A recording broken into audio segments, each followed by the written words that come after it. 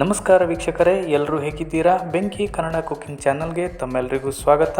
ಇವತ್ತಿನ ವಿಡಿಯೋದಲ್ಲಿ ನಾನು ನಿಮಗೋಸ್ಕರ ಸ್ಪೆಷಲ್ ಆಗಿ ಬಿಹಾರಿ ಚಿಕನ್ ರೆಸಿಪಿಯನ್ನು ಹೇಗೆ ಮಾಡೋದು ಅನ್ನೋದನ್ನು ತೋರಿಸ್ಕೊಡ್ತೀನಿ. ಈ ರೆಸಿಪಿ ನೋಡೋದಕ್ಕೆ, ಮಾಡೋದಕ್ಕೆ ಹಾಗೆ ತಿನ್ನೋದಕ್ಕೆ ತುಂಬಾ ಮಜವಾಗಿರುತ್ತೆ.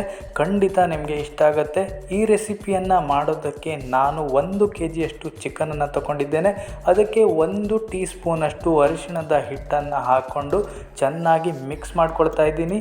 ಚೆನ್ನಾಗಿ ಮಿಕ್ಸ್ ಮಾಡಿಕೊಂಡ ನಂತರ ಇದನ್ನು ನಾನು 10 ನಿಮಿಷಗಳ ಕಾಲ ಹಾಗೆ ಇಟ್ಟು ನಂತರ ನೀರನ್ನು ಹಾಕಿ ಚೆನ್ನಾಗಿ ವಾಶ್ ಮಾಡ್ಕೊಳ್ತಾ ಇದ್ದೀನಿ. ಹೀಗೆ ವಾಶ್ ಮಾಡಿದ ನಂತರ ನೀರನ್ನು ಸೋಸಿ ಕೇವಲ ಚಿಕನನ್ನು ಮಾತ್ರ ಇಟ್ಕೊಳ್ಳಿ. ನಂತರ ಒಂದು ಪುಟ್ಟ ಪಾತ್ರೆಯಲ್ಲಿ 1 ಟೀ ಸ್ಪೂನಷ್ಟು ಉಪ್ಪನ್ನು ಹಾಕ್ಕೊಂಡು ಅದಕ್ಕೆ ಸ್ವಲ್ಪ ನೀರನ್ನು ಹಾಕಿ ಕರಗಿಸಿ ಪಕ್ಕಕ್ಕೆ ಎತ್ತಿಟ್ಕೊಳ್ಳಿ. ನಾವು ಈ ರೆಸಿಪಿಯನ್ನು ಮಾಡೋದಕ್ಕೆ ಪ್ರೆಷರ್ ಕುಕ್ಕರನ್ನು ಬಳಸ್ತಾ ಇದ್ದೇವೆ.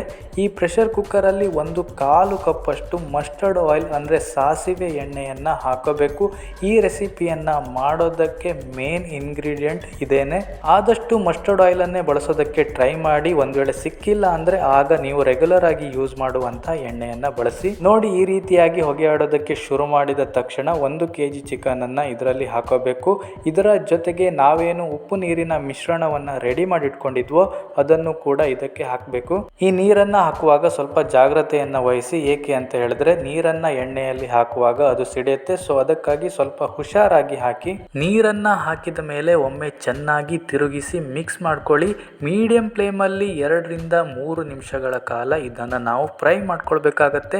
ಹೆಚ್ಚು ಸಮಯ ಫ್ರೈ ಮಾಡ್ಕೊಳ್ಳುವಂಥ ಅವಶ್ಯಕತೆ ಇಲ್ಲ. 2 ರಿಂದ 3 ನಿಮಿಷ ಫ್ರೈ ಮಾಡಿಕೊಂಡ ನಂತರ ಚಿಕನನ್ನು ಬೇರೆ ಪಾತ್ರೆಯಲ್ಲಿ ತೆಗೆದಿಟ್ಟು ಅದರ ಮೇಲೆ 1 ಟೀ ಸ್ಪೂನ್ ಅಷ್ಟು ಅಚ್ಚ ಖಾರದ ಪುಡಿಯನ್ನು ಹೀಗೆ ಹಾಕೋಬೇಕು. ಇದಾದ ನಂತರ ಫ್ರೈ ಮಾಡಿಟ್ಕೊಂಡಿರುವಂತಹ ಎಣ್ಣೆ ಏನಿರುತ್ತೋ ಅದಕ್ಕೆ ನಾನಿಲ್ಲಿ 2 ಲವಂಗದ ಎಲೆಗಳನ್ನು ಹಾಕೊಳ್ತಾ ಇದ್ದೀನಿ. ಇದರ ಜೊತೆಗೆ 3 ಇಂಚಷ್ಟು ದೊಡ್ಡ ಚಕ್ಕೆ, 2 ಕಪ್ಪು ಏಲಕ್ಕಿ, ಹಾಗೆ 5 ನಾರ್ಮಲ್ ಆಗಿ ಬಳಸುವಂತಹ ಏಲಕ್ಕಿ, 5 ಲವಂಗ, 7 ರಿಂದ 8 ಕಾಳು ಮೆಣಸು, ಹಾಗೆ 1 ಟೀ ಸ್ಪೂನ್ ಅಷ್ಟು ಜೀರಿಗೆ, 1 ಬೆಳ್ಳುಳ್ಳಿ ಗಡ್ಡೆಯನ್ನ ಚೆನ್ನಾಗಿ ಸುಲಿದು ಹಾಕೊಳ್ತಾ ಇದ್ದೀನಿ. 1 ದೊಡ್ಡ ಗಾತ್ರದ ಬೆಳ್ಳುಳ್ಳಿಯನ್ನೇ ಹಾಕಿ ಕಂಜೂಸಿ ಮಾಡೋದಕ್ಕೆ ಹೋಗಬೇಡಿ.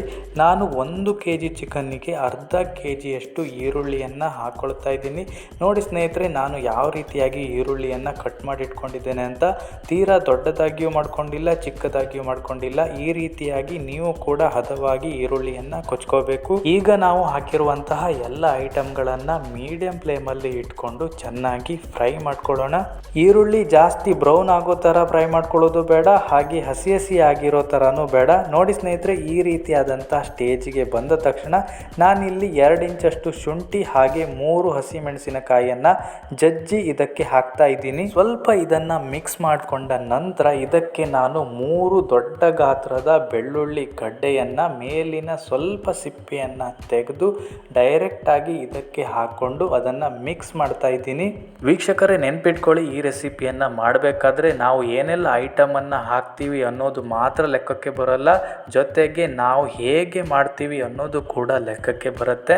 ನೋಡಿ, ಈ ರೀತಿಯಾಗಿ ಹದಕ್ಕೆ ಬಂದ ತಕ್ಷಣ ನಾನು ಇದಕ್ಕೆ ರುಚಿಗೆ ತಕ್ಕಷ್ಟು ಉಪ್ಪು, 1 ಟೀ ಸ್ಪೂನ್ ಅಷ್ಟು ಅಚ್ಚ ಖಾರದ ಪುಡಿ, 2 ಟೀ ಸ್ಪೂನ್ ಅಷ್ಟು ಧನಿಯಾ ಪೌಡರ್, ಹಾಗೆ 1 ಟೇಬಲ್ ಸ್ಪೂನ್ ಅಷ್ಟು ಚಿಕನ್ ಮಸಾಲವನ್ನು ಹಾಕೊಳ್ತಾ ಇದ್ದೀನಿ. ನೀವು ಯಾವುದೇ ಬ್ರ್ಯಾಂಡಿನ ಚಿಕನ್ ಮಸಾಲವನ್ನು ಬಳಸ್ಬೋದು, ಯಾವುದೇ ರೀತಿಯಾದಂತಹ ಸಮಸ್ಯೆ ಇಲ್ಲ. ಟೇಸ್ಟ್ ಅಲ್ಲೂ ಕೂಡ ಯಾವುದೇ ರೀತಿಯಾದಂತಹ ಡಿಫ್ರೆನ್ಸು ಬರೋದಿಲ್ಲ. ಈಗ ನಾನು ಇದಕ್ಕೆ ಒಂದು ಅರ್ಧ ಕಪ್ ಅಷ್ಟು ನೀರನ್ನು ಹಾಕೊಂಡು ಮತ್ತೊಮ್ಮೆ ಚೆನ್ನಾಗಿ ಮಿಕ್ಸ್ ಮಾಡಿಕೊಂಡು ಕುಕ್ಕರನ್ನು ಹೈ ಫ್ಲೇಮಲ್ಲಿ ಇಟ್ಟು 3 ವಿಸಿಲನ್ನು ಹೊಡ್ಸ್ಕೊತಾ ಇದ್ದೀನಿ. ನೀವು ಬೇಕಿದ್ರೆ ಸ್ವಲ್ಪ ನೀರನ್ನು ಜಾಸ್ತಿ ಹಾಕೊಳ್ಳಿ, ಏಕೆಂದರೆ ನಾವು ಹೈ ಫ್ಲೇಮಲ್ಲಿ ಇಲ್ಲಿ 3 ವಿಸಿಲನ್ನು ಹೊಡ್ಸ್ಕೊತಾ ಇದ್ದೀವಿ. ಕುಕ್ಕರು ವಿಸಿಲ್ ಬಿಟ್ಟ ನಂತರ ನಾವೇನು 3 ದೊಡ್ಡ ಗಾತ್ರದ ಬೆಳ್ಳುಳ್ಳಿ ಗಡ್ಡೆಯನ್ನು ಹಾಕಿದ್ವೋ ಅದನ್ನು ತೆಕ್ಕೊಂಡು ಅದನ್ನು ಎಸಿಬೇಡಿ, ಸಪ್ರೇಟ್ ಆಗಿ ಒಂದ್ ಕಡೆ ಎತ್ತಿಡಿ. ನಂತರ ಈ ರೀತಿಯಾಗಿ ಸೌಂಟಲ್ಲಿ ಪೂರ್ತಿ ಮಸಾಲೆಯನ್ನು ಸ್ಮ್ಯಾಶ್ ಮಾಡ್ಕೋಬೇಕು. ನೋಡಿ, ಈ ರೀತಿಯಾಗಿ ಸ್ಮ್ಯಾಶ್ ಮಾಡ್ಕೊಂಡ ನಂತರ ನಾವೇನು ಚಿಕನನ್ನು ಫ್ರೈ ಮಾಡಿ ಇಟ್ಕೊಂಡಿದ್ವೋ ಅದನ್ನು ಇದಕ್ಕೆ ಹಾಕೋಬೇಕು. ಹಾಕೊಂಡು ಒಮ್ಮೆ ಚೆನ್ನಾಗಿ ಮತ್ತೆ ಮಿಕ್ಸ್ ಮಾಡ್ಕೋಬೇಕು. ಈ ರೆಸಿಪಿ ಮಾಡೋದಕ್ಕೆ ಸ್ವಲ್ಪ ಸಮಯ ತಗೊಳುತ್ತೆ, ಆದರೆ ಇದರ ಟೇಸ್ಟ್ ಕೂಡ ಅಷ್ಟೇ ಸಖತ್ತಾಗಿರುತ್ತೆ ನೋಡಿ. ಚಿಕನ್ ಎಲ್ಲ ಹಾಕೊಂಡು ಚೆನ್ನಾಗಿ ಮಿಕ್ಸ್ ಮಾಡ್ಕೊಂಡ ನಂತರ ಈ ಬೆಳ್ಳುಳ್ಳಿ ಗಡ್ಡೆಯನ್ನ ಮತ್ತೆ ಇದಕ್ಕೆ ಹಾಕಿ ಅರ್ಧ ಕಪ್ಪು ನೀರನ್ನ ಹಾಕೊಂಡು ಮತ್ತೆ ಹೈ ಫ್ಲೇಮ್ ಅಲ್ಲಿ 2 ವಿಸಿಲನ್ನ ಹೊಡ್ಸ್ಕೋಬೇಕು. ಮತ್ತೆ ಕುಕ್ಕರ್ ವಿಸಿಲ್ ಬಿಟ್ಟ ಮೇಲೆ ಫೈನಲ್ ಆಗಿ 1 ಟೀ ಸ್ಪೂನ್ ಅಷ್ಟು ಗರಂ ಮಸಾಲ ಹಾಕೊಂಡು ಚೆನ್ನಾಗಿ ಮಿಕ್ಸ್ ಮಾಡ್ಕೊಂಡ್ರೆ ನಮ್ಮ ರೆಸಿಪಿ ರೆಡಿ ಆದಂಗೆ.